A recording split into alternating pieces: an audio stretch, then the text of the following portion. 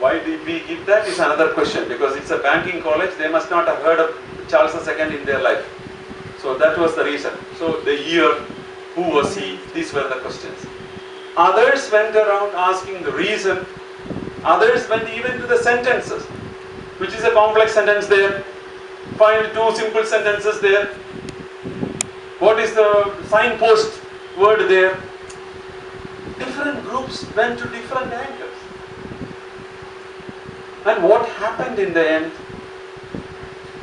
When they shared, all the students could do all these things, finally by collaboration. If I had set the questions, I would have set it only with my own mind, what I want to teach. I will take that passage and say that I am going to test whether they know the grammar or the information, because Charles II is not an information for what I teach. Maybe I will go to the structure of the sentence or something like that. But the students went beyond that. So I got a vast resource of knowledge from them, that when they create and work collaboratively, they learn much more than we can provide. This we always do. In school, I remember that we had the Teachers' Day, when the students will become teachers. Was it useful? From my experience, no.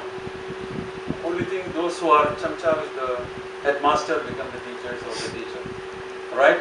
But now I believe that it is because it was not taken further. The day is over, it is dusted, finished.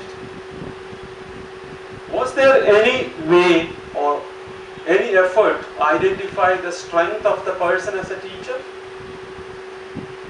Was the institution able to use that strength for something future? Or was the day conducted only because it is a Teacher's Day, the birthday of our President, Dr. Raj? Was it only because of that? One of the instances which we tried this when we made the conceptual model is when we asked the students to present about each part of an essay.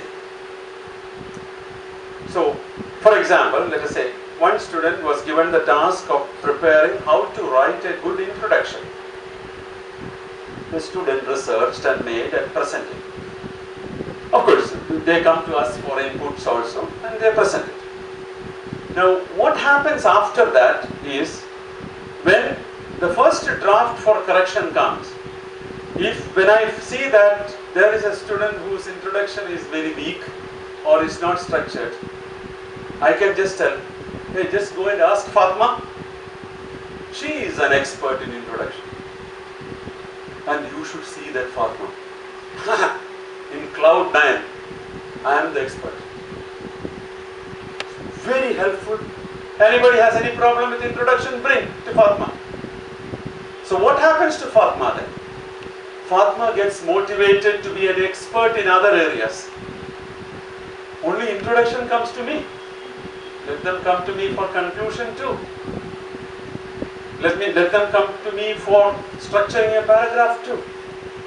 So we are creating experts in the learners. Experts for each one. Two things happened because of that. One, we could feel a heightened sense of confidence which they got from the responsibility given to them, which they knew they could do. Others went to them, and it created a motivational force for them to excel. That was a definite outcome of it. They really got motivated because they wanted to do better. In different aspects. In level 4, I think it was tried out with grammar, the structure of the grammar, the conditional clauses. It was tried out with that. Each conditional clause was given to a student.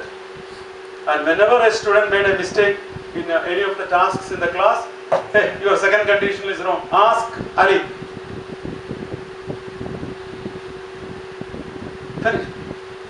You only have to remember who are the experts for these things. Maybe sometimes we make a mistake. Teacher, I am not expert in second conditional, I am expert in third conditional. Okay, sorry Ali. Ask Ahmed. This happens. So, that way we are creating nuclear expertise, which we can pool together and use. All this time, I believe that the class is moving towards autonomy. Even if one day we are not there physically, the class will move. So, this is from Ascender. This research, I don't know how to put it in the Indian context. Maybe you could help me out with that at the end of the session. I told you the level of some of our students are very weak because they come from backgrounds, rural backgrounds, and very little language abilities. So our main challenge is to relate language to their life so that they come across L2 whenever they go outside and do something. And like all Gulf countries, Oman is also notorious for spelling errors. Notorious is a very light word. I can see smiles on faces, agreement. If you go to places, you will see that the boards are written in atrocious English. Two reasons why only we read it. Because the first one is in Arabic, they're Arabic like this. They read it, then we read the English, and we make a snigger and go away. Second thing is that they are just written by people who think they know English, right? So then they translate literally. What is translated literally is written in a 1 kilometer long sentence, right?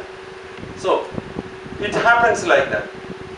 We always comment on spellings of stationery and stationery, but that is the least botheration there.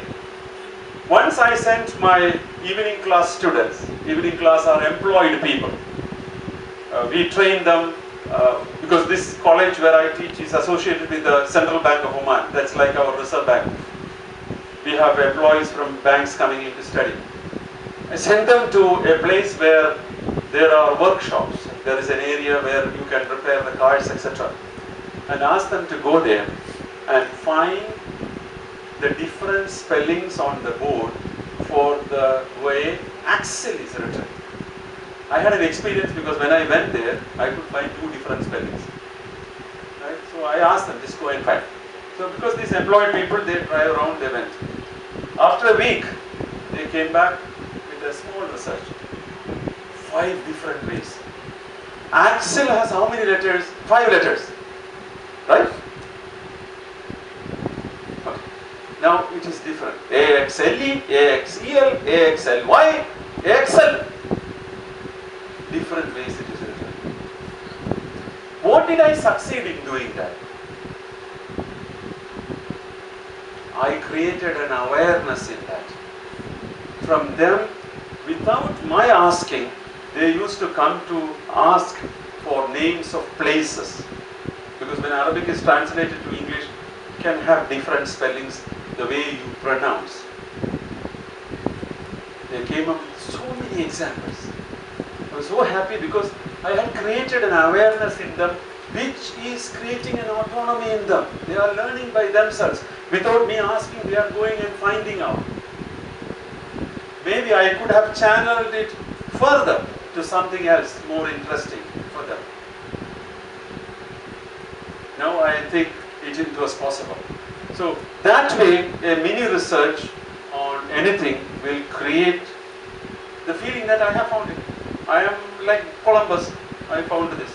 Okay. So we can say, to conclude, that this is, it is bringing learner close to the humanistic tradition of learning. I think that the learners are becoming more humane now. They understand how learning happens and they learn by themselves. I'm not very much worried about the tools. Tools are there. Whether we want the tool to be used or not is a different question. Should I be the one to decide what tool to use? Or an independent learner must have the right to choose which way